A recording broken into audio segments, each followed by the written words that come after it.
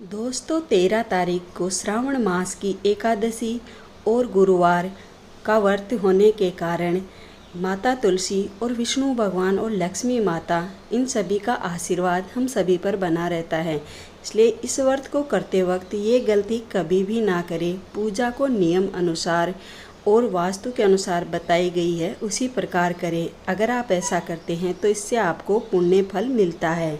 गुरुवार की पूजा और कहानी को जानने से पहले एक छोटा सा काम आपको करना है। वीडियो को लाइक और चैनल को सब्सक्राइब जरूर कर दें और बताए गए अनुसार ही पूजा और कहानी पूरी करें। इसी से आपको पुण्य फल मिलेगा। दानी राजा राज्य करता था।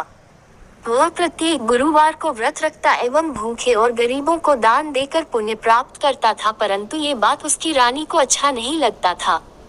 वह न तो व्रत करती थी और न ही किसी को एक भी पैसा दान में देती थी और राजा को भी ऐसा करने से मना करती थी। एक समय की बात है, राजा शिकार खेलने को वन को चले गए थे। घर पर रानी और दासी थी।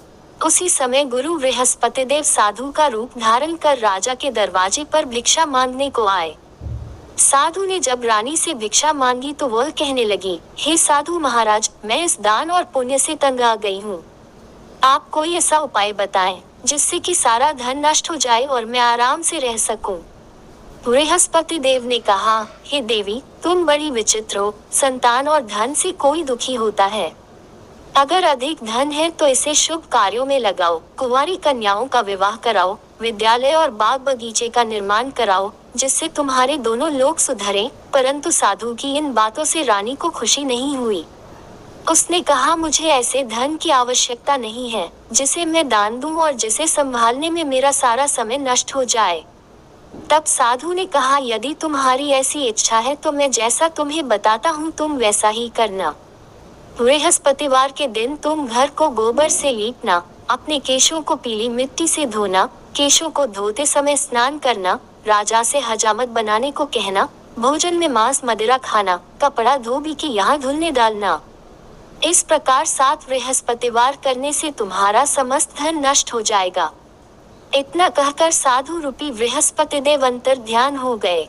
साधु के कहे अनुसार करते हुए रानी को केवल 3 बृहस्पतिवार ही बीते थे कि उसकी समस्त धन संपत्ति नष्ट हो गई। भोजन के लिए राजा का परिवार तरसने लगा।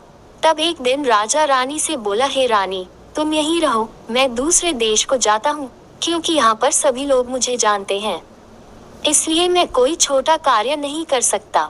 ऐसा कहकर राजा परदेश चला गया। वहाँ वह जंगल से लकड़ी काट कर लाता और शहर में बेचता। इस तरह वह अपना जीवन व्यतीत करने लगा। इधर राजा के परदेश जाते ही रानी और दासी दुखी रहने लगी। एक बार जब रानी और दासी को 7 दिन तक बिना भोजन के रहना पड़ा तो रानी ने अपनी दासी से कहा, हे दासी, पास ही के नगर में मेरी बहन रहती है। वह बड़ी धनवान है, तो उसके पास जाओ और कुछ ले आ ताकि थोड़ा बहुत गुजर बसर हो जाए। दासी रानी के बहन के पास गई। उस दिन बृहस्पतिवार था और रानी की बहन उस समय बृहस्पतिवार व्रत की कथा सुन रही थी। दासी ने रानी की बहन को अपनी रानी का संदेश दिया, लेकिन रानी की बड़ी बहन ने कोई उत्तर नहीं दिया। जब दासी को रानी की बहन से कोई उत्तर नहीं मिला तो वह बहुत दुखी हुई और उसे क्रोध भी आया। दासी ने वापस आकर रानी को सारी बात बता दी। सुनकर रानी ने अपने भाग्य को कोसा। उधर रानी की बहन ने सोचा कि मेरी बहन की दासी आई थी, परंतु मैं उससे नहीं बोली, इससे वह बहुत दुखी हुई होगी।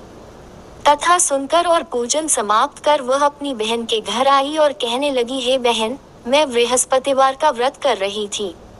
तुम्हारी दासी मेरे घर आई थी, परंतु जब तक कथा होती है तब तक न तो उठते हैं और न ही बोलते हैं, इसलिए मैं नहीं बोली। कहो दासी क्यों गई थी? रानी बोली, बहन, तुमसे क्या छिपाऊं, हमारे घर में खाने तक को अनाज नहीं था। ऐसा कहते कहते रानी की आंखें भर आई। उसने दासी समेत पिछले 7 दिनों से भूखे रहने तक की बात अपनी बहन को विस्तार पूर्वक सुना दी। रानी की बहन बोली, देखो बहन, भगवान बृहस्पतिदेव सबकी मनोकामना को पूर्ण करते हैं। देखो, शायद तुम्हारे घर में अनाज रखा हो। पहले तो रानी को विश्वास नहीं हुआ, पर बहन के आग्रह करने पर उसने अपनी दासी को अंदर भेजा तो उसे सचमुच अनाज से भरा एक घड़ा मिल गया। ये देखकर दासी को बड़ी हैरानी हुई।